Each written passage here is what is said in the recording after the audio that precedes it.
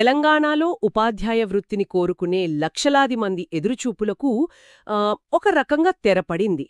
ప్రభుత్వ పాఠశాల విద్యాశాఖ నుండి టీజీటెట్ అంటే తెలంగాణ ఉపాధ్యాయ అర్హత పరీక్ష జనవరి 2026కు సంబంధించి ఒక కీలకమైన పత్రికా ప్రకటన వచ్చింది. ఈరోజు మనం ఈ ఒక్క పేజీ ప్రకటనను కేవలం చదవడం కాదు, దానిలోని ప్రతి పదాన్ని, ప్రతి తేదీని విడమరచి దాని వెనుక ఉన్న వ్యూహమేంటి, అభ్యర్థులు వెంటనే ఏం చేయాలో లోతుగా చర్చిద్దాం. ఖచ్చితంగా. ఇది కేవలం తేదీల ప్రకటనలా కనిపించినా ఇదొక కార్యాచరణకు పిలుపు. తెలంగాణలో టీచర్ కావాలనే కలను నిజం చేసుకోవాలనుకునే వాళ్లందరికీ ఇది మొదటి మైలురాయి. ఈ ప్రకటన ఆధారంగా టైంలైన్ ఎలా ఉంది, అభ్యర్థులు ఏ ఏ విషయాల్లో అప్రమత్తంగా ఉండాలో మనం స్పష్టంగా చూద్దాం. సరే, అయితే మొదలు పెడదాం. ఈ ప్రకటన నవంబర్ 13, 2025 తేదీతో విడుదలయింది. దీని ప్రకారం అభ్యర్థులు ఎదురుచూడాల్సిన మొదటి ముఖ్యమైన ఘట్టమేంటి? మొదటిది రేపే. రేపేనా? అవును, నవంబర్ 14, 2025. ఆ రోజు పూర్తిస్థాయి నోటిఫికేషన్ విడుదలవుతుంది. అసలు గత అంతా అందులోనే ఉంటుంది. అర్హతలు ఏమిటి, సిలబస్ ఏంటి, ఫీజెంత, ఇలాంటి అన్ని ప్రశ్నలకు సమాధానం ఆ నోటిఫికేషన్లోనే ఉంటుంది. అంటే రేపటితో చాలా వరకు ఉన్న సందేహాలకు తెరపడుతుందన్నమాట. మరి ఆ తర్వాత అసలు యాక్షన్ ఎప్పుడు మొదలవుతుంది, అంటే అప్లికేషన్ ప్రక్రియ? అక్కడికే వస్తున్నాను. నవంబర్ 15 నుండి 2 కీలకమైన పనులు మొదలవుతాయి. మొదటిది, అభ్యర్థులు పూర్తి సమాచార బులెటిన్ డౌన్లోడ్ చేసుకోవచ్చు. రెండవది, అదే రోజు నుండి ఆన్లైన్లో దరఖాస్తు చేసుకోవడం ప్రారంభించవచ్చు. అధికారిక వెబ్సైట్ కూడా schooledu.telangana.gov.in అని స్పష్టంగా ఇచ్చారు. ఒక్క నిమిషం, ఈ సమాచార బులెటిన్ అంటున్నారు కదా, అది నోటిఫికేషన్ లాంటిదేనా, లేక ఏమైనా తేడా ఉందా? మంచి ప్రశ్న అడిగారు. నోటిఫికేషన్ అనేది ఒక సారాంశం అనుకుంటే, ఈ సమాచార బులెటిన్ అనేది ఒక రూల్ బుక్, ఒక బైబుల్ లాంటిది. ఓహ్! దరఖాస్తు ఎలా నింపాలి, ఫోటో సైజ్ ఎంత ఉండాలి, సంతకం ఎలా అప్లోడ్ చెయ్యాలి, పరీక్ష హాల్లో నియమాలు ఏమిటి, ఇలాంటి చాలా సూక్ష్మమైన వివరాలన్నీ అందులోనే ఉంటాయి. దాన్ని తేలిగ్గా అస్సలు తీసుకోకూడదు. ఎందుకంత గట్టిగా చెప్తున్నారు? ఎందుకంటే నాకు గుర్తుంది, గతంలో జరిగిన కొన్ని పరీక్షల్లో ఫోటో కింద సంతకం ఉండాలనే ఒక చిన్న నిబంధన పాటించనందుకు వేల దరఖాస్తులు రిజెక్ట్ అయ్యాయి. అయ్యో! అవును, ప్రిపరేషన్పై పెట్టిన శ్రమంతా ఆ ఒక చిన్న పొరపాటు వల్ల బూడిదలో పోసిన పన్నీరైంది. అందుకే చెప్తున్నాను, ఆ బులెటిన్లోని ప్రతి పేజీని క్షుణ్ణంగా చదవడం అభ్యర్థి ప్రిపరేషన్లో మొదటి అడుగు. అంటే అసలు సిలబస్ చదవడం కన్నా ముందు ఈ రూల్ బుక్ చదవడం ముఖ్యమన్నమాట. అర్థమైంది. సరే, దరఖాస్తు ప్రక్రియ నవంబర్ 15న మొదలవుతుంది. మరి చివరి తేదీ ఎప్పుడు? చివరి తేదీ నవంబర్ 29, 2025. ఇక్కడే మనం అసలు విషయం గురించి మాట్లాడుకోవాలి. ఏంటది? దరఖాస్తుకు ఇచ్చింది కేవలం 15 రోజుల సమయం మాత్రమే. 15 రోజులేనా? లక్షలాది మంది దరఖాస్తు చేసుకునే పరీక్షకు ఇది చాలా తక్కువ సమయం కదా? నిజమే. సాధారణంగా కనీసం నెల రోజులిస్తారు. మరి దీని వెనుక ఏదైనా నిర్దిష్ట కారణముందంటారా? ఎందుకింత తక్కువ సమయం? ఖచ్చితంగా ఉంది.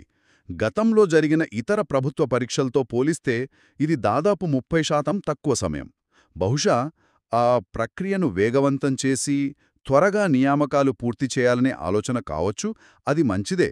కానీ అభ్యర్థుల కోణంలో చూస్తే ఇది ఒక రకమైన ఒత్తిడి. అవును, అవసరమైన సర్టిఫికెట్లు అంటే కుల, నివాస ధృవపత్రాలు అన్నీ సిద్ధం చేసుకోవడానికి, తప్పులు లేకుండా ఫామ్ నింపడానికి ఇది పెద్ద సవాలుగా మారుతుంది. నిజమే. చివరి నిమిషంలో సర్వర్లు మొరాయడం, పేమెంట్ ఫెయిల్ అవ్వడం వంటివి మనం చూస్తూనే ఉంటాం. నాకు గుర్తుంది, ఒకసారి ఒక అభ్యర్థి చివరి రోజు రాత్రి 11:50కి దరఖాస్తు చేస్తుంటే పేమెంట్ గేట్వే ఫెయిల్ అయింది. కేవలం ఆ 2 నిమిషాల ఆలస్యం వల్ల అతను ఏడాదిపాటు వేచి చూడాల్సొచ్చింది. ఓహ్, చాలా దారుణం. అందుకే పదే పదే చెప్తున్నాను, మొదటి 2-3 రోజుల్లోనే దరఖాస్తు ప్రక్రియ పూర్తి చేసుకోవడం చాలా మంచిది. ఇది చాలా ముఖ్యమైన హెచ్చరిక. సరే, నవంబర్ 29తో దరఖాస్తుల ఘట్టం ముగుస్తుంది. ఆ తర్వాత అసలు పరీక్ష ఎప్పుడో? పేరులోనే జాన్యువరి 2026 అని ఉందా? అవును, ప్రకటన ప్రకారం జాన్యువరి 3, 2026 నుండి జాన్యువరి 31, 2026 మధ్య పరీక్షలు నిర్వహిస్తారు. వామ్మో, దాదాపు నెల రోజున పాట. ఇక్కడే అసలు విషయం ఆసక్తికరంగా మారుతుంది. సాధారణంగా 1 లేదా 2 రోజుల్లో పరీక్షలు ముగిసిపోతాయి కదా? అవును. మరి ఇలా నెల రోజుల పాటు పెట్టడం వల్ల కొంతమందికి ప్రయోజనం, మరికొందరికి నష్టం జరగదా? అంటే నా స్నేహితుడు జాన్యువరి 3న పరీక్ష రాసి వస్తే ప్రశ్నల సరళి ఎలా ఉందో నాకొక అవగాహన వస్తుంది కదా? కరెక్ట్. మీరు అడిగిన ప్రశ్న చాలామంది అభ్యర్థుల మెదళ్లలో ఉంటుంది. దీనికి కారణం ఇది కంప్యూటర్ ఆధారిత పరీక్ష, అంటే సీబీటీ పద్ధతిలో జరుగుతుంది. లక్షలాది మంది అభ్యర్థులకు ఒకేసారి కంప్యూటర్లు ఏర్పాటు చేయడం అసాధ్యం. అందుకే అందుబాటులో ఉన్న కంప్యూటర్ కేంద్రాలను బట్టి అభ్యర్థులను బ్యాచ్లుగా విభజించి ప్రతిరోజు కొన్ని సెషన్లలో పరీక్ష పెడతారు. అయితే ఈ సీబీటీ విధానం ముఖ్యంగా గ్రామీణ ప్రాంతాల అభ్యర్థులకు ఒక సవాలు కాదా?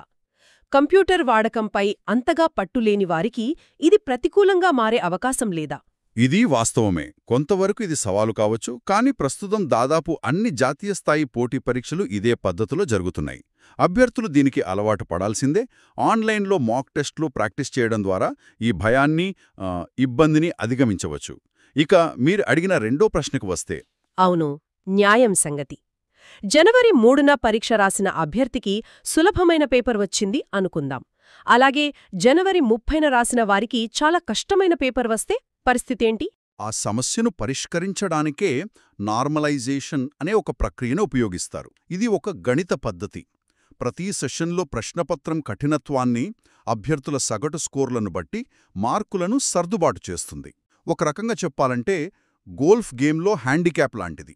ఇది అందరినీ ఒకే లెవెల్కు తీసుకొచ్చి న్యాయం చేస్తుంది. కాబట్టి కష్టమైన పేపర్ వచ్చిందని ఆందోళన చెందాల్సిన పనిలేదు, సులభంగా వచ్చిందని సంబరపడాల్సిన అవసరం కూడా లేదు. అర్థమైంది.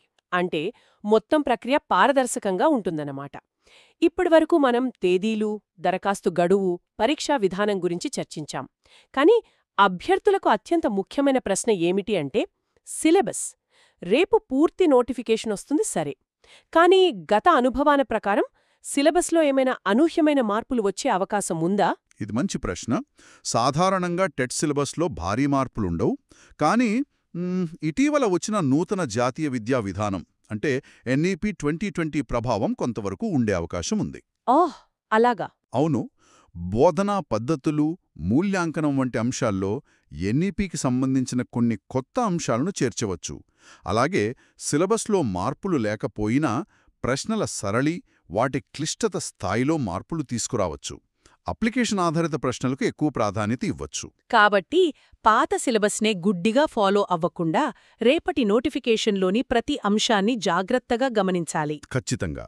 అంతేకాదు, అర్హత నిబంధనల్లో ఏవైనా సవరణలు ఉన్నాయా, నెగటివ్ మార్కింగ్ ఉందా లేదా అనే విషయాలను కూడా చూసుకోవాలి. ఈ చిన్న చిన్న విషయాలే అభ్యర్థి విజయావకాశాలను చాలా ప్రభావితం చేస్తాయి.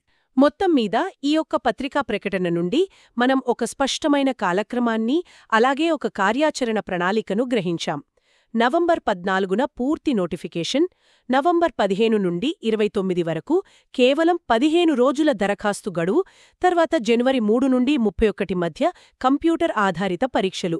ఈ చిన్న విషయాలే ర్యాంకును నిర్ధారిస్తాయి. అవును. ఈ ప్రకటన కింద పాఠశాల విద్యాశాఖ డైరెక్టర్ అండ్ టీజీటీఈటీ చైర్పర్సన్ అయిన డాక్టర్ ఈ నవీన్ నికోలస్ ఐఏఎస్ గారి పేరు, సంతకం ఉండటం దీని అధికారికతను తెలియజేస్తుంది. వాట్సాప్ గ్రూపుల్లో, యూట్యూబ్ ఛానల్లో వచ్చే ఊహాగానాలను నమ్మకుండా కేవలం అధికారిక వెబ్సైట్లోని సమాచారాన్ని మాత్రమే ప్రామాణికంగా తీసుకోవాలి. ముగించే ముందు ఆశావాహులు ఆలోచించాల్సిన ఒక విషయం. ఈ పత్రికా ప్రకటన పరుగు పందెం మొదలవుతోందని చెప్పే సంకేతం మాత్రమే. రేపు రాబోయే పూర్తి నోటిఫికేషన్ ఆ పందెం యొక్క అసలు నియమాలను నిర్దేశిస్తుంది. అయితే ఈసారి ప్రభుత్వం నిర్దేశించిన ఈ వేగవంతమైన సంక్షిప్త కాలక్రమం దేనికి సంకేతం? ఇది కేవలం ఒక పరీక్ష మాత్రమేనా, లేక అభ్యర్థి యొక్క జ్ఞానంతో పాటు అతని సమయపాలన, ఒత్తిడిని తట్టుకునే సామర్థ్యం, సాంకేతిక పరిజ్ఞానం మరియు వేగంగా స్పందించే నేర్పును కూడా పరీక్షించే ఒక సంపూర్ణ సవాలా? ఇది ఆలోచించాల్సిన ప్రశ్న.